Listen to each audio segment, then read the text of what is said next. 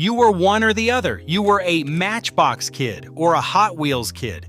You picked a side. Your best friend picked the other side. And for a few years in the late 1960s, those two little cars, one from London, one from California, started a war on every playground, every schoolyard, and every bedroom floor in America. One of them did not survive. Before we dive in, hit subscribe and drop a comment letting us know where you are watching from. Matchbox came first, and Matchbox was perfect. The car came in a small cardboard box that looked like a matchbox. That was the whole idea. That was where the name came from. And when you slid the box open and tilted it, the car slid out into your hand and you felt the real weight, metal weight, not plastic. This was a small, dense, cold piece of die-cast zinc alloy that had been painted and detailed to look exactly like a real car on the road. Not a fantasy car, not a cartoon car, a real car, a Ford Cortina, a Volkswagen bus, a Mercedes ambulance, a milk truck, a cement mixer. You could hold it up next to the real car in your neighbor's driveway and it matched.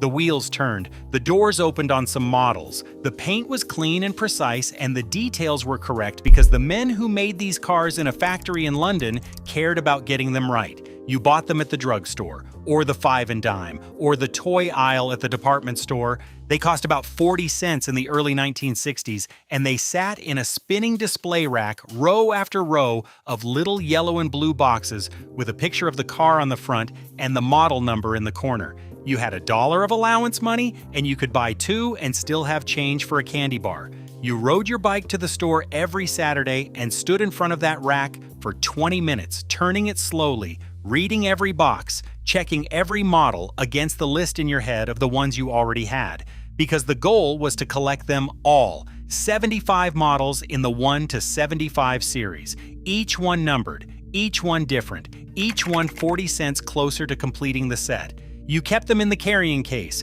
the blue vinyl case with the clear plastic trays inside, each tray holding 12 cars in little molded slots. You organized them by number, or by type, or by color, or by whatever system made sense to you at age 8, which meant you reorganized them every week and the system changed every time, but the cars stayed the same. You took the case to your friend's house, you took it to your grandmother's house, you took it on car trips. The case was your museum and your wallet and your identity. If someone asked what you were into, you opened the case. That was the answer. The company behind all of this was called Lesney Products. Two men, Leslie Smith and Rodney Smith, no relation, had started it in a disused pub in London in 1947. They made die-cast industrial parts. Then one of their employees, a man named Jack Odell, made a small brass toy car for his daughter. Her school had a rule: children could only bring toys that fit inside a matchbox. So Odell made a car small enough to fit. He brought it to Leslie and Rodney. They looked at it, they looked at each other, and they started making toy cars. By 1969, Lesney was building 1,000 toy cars per minute. 1,000 per minute. They sold in 140 countries. The word Matchbox had become generic. People called all small toy cars Matchbox cars, regardless of who made them. The same way people call all tissues Kleenex. Matchbox was not just a brand. It was the category. It was the king. It was untouchable. And then a man in California looked at a custom hot rod in a parking lot and said 4 words that changed everything. His name was Elliot Handler. He was the co-founder of Mattel, the company that made Barbie. His wife Ruth had created Barbie in 1959 and it had made Mattel a fortune. But Mattel had nothing for boys. No cars, no trucks, no action. Elliot wanted a car line. A line that was different from Matchbox. Not realistic, not sensible, not British, fast, loud, American. He hired a car designer named Harry Bradley. Bradley had worked at General Motors designing real cars for real adults. And now he was being asked to design toy cars for 10-year-old boys. But instead of designing miniature copies of production cars, the way Matchbox did, Bradley designed cars the way a California hot rod builder would. Chopped roofs, raked windshields, custom paint, chrome exhausts, cars that looked like they had been built in a garage in Hawthorne by a man with grease on his hands and a dream that did not fit inside a factory specification sheet.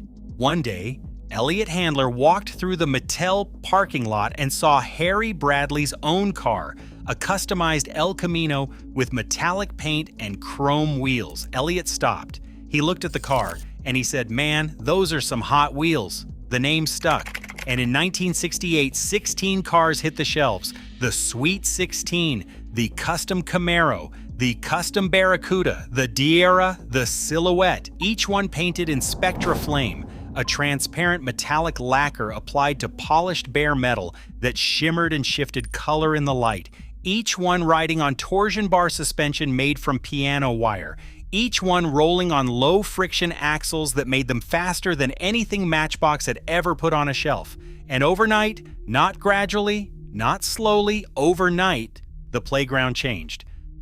The Matchbox kids saw them first at the toy store, a different rack, different packaging, blister packs instead of little boxes, and the cars inside were nothing like what they were used to. They were not copies of real cars on real roads. They were not Ford Cortinas and Volkswagen buses and cement mixers. They were copies of what a 10-year-old boy imagined a car should look like. Custom muscle cars with engines poking through the hood, dragsters with rear tires twice the size of the fronts, beach buggies with surfboards, show cars that looked like they had been designed by NASA for a world where speed limits did not exist. And the paint, that Spectraflame paint that shimmered and shifted color when you turned the car in the light, was unlike anything any toy had ever worn. You held up a Spectraflame Camaro next to a Matchbox Ford Cortina, and it was like holding a diamond next to a pebble. Both were small, both were metal, both fit in your pocket, but one of them glowed, and they were fast. You flicked a Hot Wheel across the kitchen floor and it traveled 15 feet and disappeared under the refrigerator, and your mother said a word she did not usually say. You flicked a Matchbox and it stopped after 3 feet and sat there looking realistic and accurate and perfectly detailed and completely, hopelessly, tragically slow. The difference was not subtle. The difference was total. It was the difference between walking and running, between a letter and a phone call, between a photograph and a movie. One day you were playing with small replicas of real cars. The next day you were playing with small replicas of dreams. And dreams were faster. The schoolyard split down the middle. Hot Wheels kids on one side, Matchbox kids on the other, and the arguments began. Arguments that lasted through recess and into lunch and after school and all the way home on the bike ride, and started again the next morning before the bell rang. Arguments that were never settled because they could never be settled because both sides were right and both sides were wrong, and that is what made it the greatest toy war in American history. The Hot Wheels kids said their cars were faster. They were right. The Spectraflame paint was cooler. They were right about that too. The track sets, the orange plastic tracks with battery-powered boosters and loops and jumps were more exciting than anything Matchbox offered. The Hot Wheels kids said Matchbox was boring, Matchbox was slow, Matchbox was old, Matchbox was for your little brother. The Matchbox kids said their cars were real. They were right. A Matchbox Ford Cortina looked like a Ford Cortina. A Hot Wheels custom Camaro looked like a fever dream. The Matchbox kids said Hot Wheels were toys. Matchbox cars were models. The Matchbox kids said the Hot Wheels paint was flashy but fragile. Scratch a Spectraflame car on the sidewalk and the bare metal showed through. Scratch a Matchbox and the enamel held. The Matchbox kids said quality mattered. Accuracy mattered. Weight mattered. Nobody won the argument. Nobody ever wins the argument. 50 years later, men in their 60s and 70s still argue about it on internet forums. Matchbox, way better construction, says one. Hot Wheels, the wheels spin faster, says another. They both hurt when you step on them at 2 a.m., says a mother who had to pick them off the living room floor every night for 8 years. But while the boys argued on the playground, the companies were fighting a different war, and that war had a winner. Lesney panicked. They could see the numbers. In the first year alone, Hot Wheels grabbed a massive chunk of the market that Matchbox had owned unchallenged for 15 years. Boys who had been buying 2 Matchbox cars every Saturday were now buying 2 Hot Wheels and 0 Matchbox. The spinning racks at the drugstore that had been fully stocked with yellow and blue boxes were now sharing space with blister packs of Spectraflame muscle cars. The letters from retailers were getting shorter and more direct. "The boys want Hot Wheels. Send us more Hot Wheels. We are returning the Matchbox." In London, the board meetings at Lesney felt like funeral planning. The numbers were clear. The trend was clear. The question was what to do about it. And the answer, the only answer a company in panic mode can come up with, was to become the thing that was beating them. In 1969, Lesney responded with the Superfast line: new wheels, new axles, lower friction, faster rolling. They redesigned the wheel assemblies to reduce drag. They widened the axle holes. They made the wheels spin-free. The Superfast cars were Matchbox's answer to Hot Wheels speed, and they worked. They were genuinely fast. You could line up a Superfast next to a Hot Wheels on the same kitchen floor, and the race was close. Sometimes the Matchbox won. The engineering was sound, but engineering was not the problem. Identity was the problem. The Superfast cars looked like Matchbox cars with new wheels bolted on because that is exactly what they were. The body was still realistic. The paint was still enamel. The proportions were still accurate. It was a British sedan with fast wheels. It was like putting racing tires on a family car, technically faster, but nobody was fooled.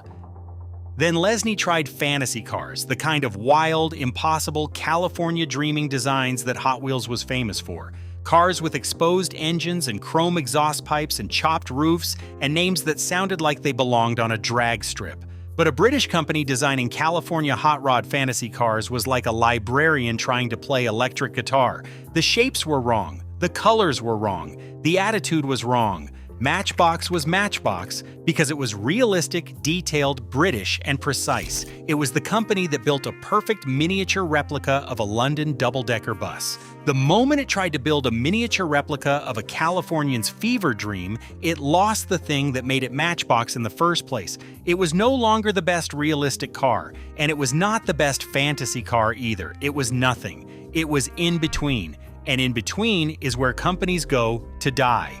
The costs were crushing them too. Manufacturing in England was expensive, the unions were powerful and wages were high, inflation in the UK was spiraling through the 1970s, the British economy was staggering from crisis to crisis, the three-day work week, the coal miners' strikes, the winter of discontent, and every pound that Lesney spent on production in London, Mattel saved by manufacturing Hot Wheels first in Hong Kong, then in Malaysia, then in Thailand. The math was brutal and it was simple. One company was making fantasy cars in a low-cost Asian factory and spending its savings on television advertising. The other was making realistic cars in an expensive British factory and spending its savings on keeping the lights on.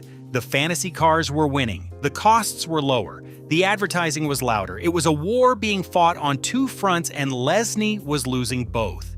In 1982, Lesney Products declared bankruptcy. The company that had been building 1,000 cars per minute. The company that had sold in 140 countries. The company whose name had become a generic word for toy cars.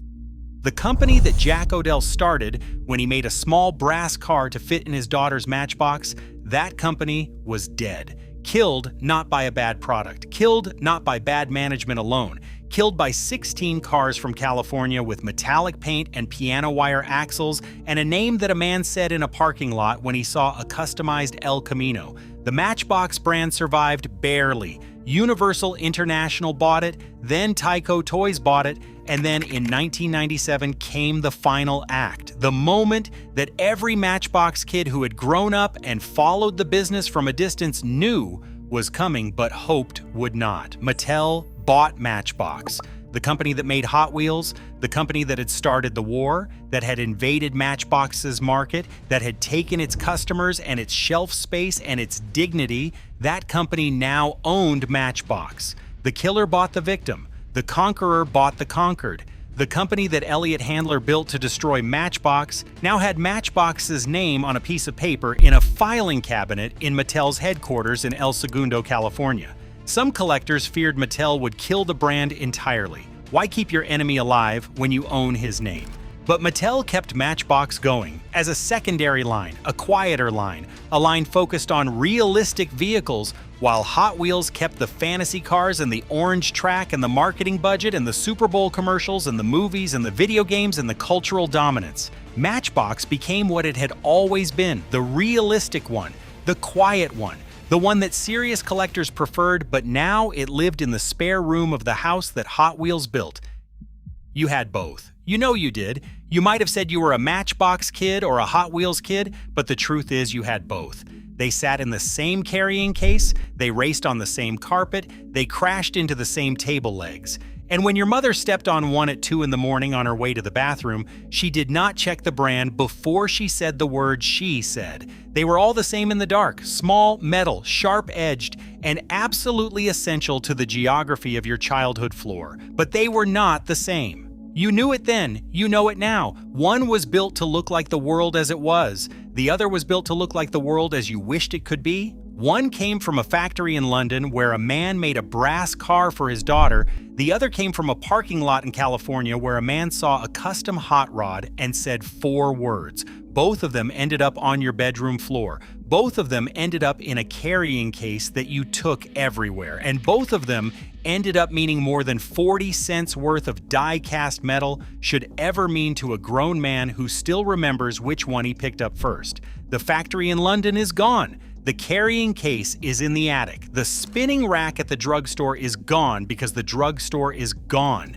And the war, the great toy car war that split every playground in America down the middle for 10 years, is over. Hot Wheels won. Matchbox died. And the company that killed Matchbox bought its name and kept it alive in a smaller box on a lower shelf. But here is the thing about that war. Nobody lost. Not really. Because every boy who stood on that playground, Hot Wheels in one pocket, Matchbox in the other, arguing with his best friend about which one was faster or better or more real, every one of those boys had the same thing. He had a small metal car that fit in his hand. He had a world that fit on a carpet. And he had an afternoon that had no end. That is what they took from each other. Not market share, not profit margins, not shelf space. They took an afternoon from every boy in America and they filled it with small metal cars and big arguments and the absolute certainty that the car in your hand was the best car ever made and nothing your friend said was going to change your mind.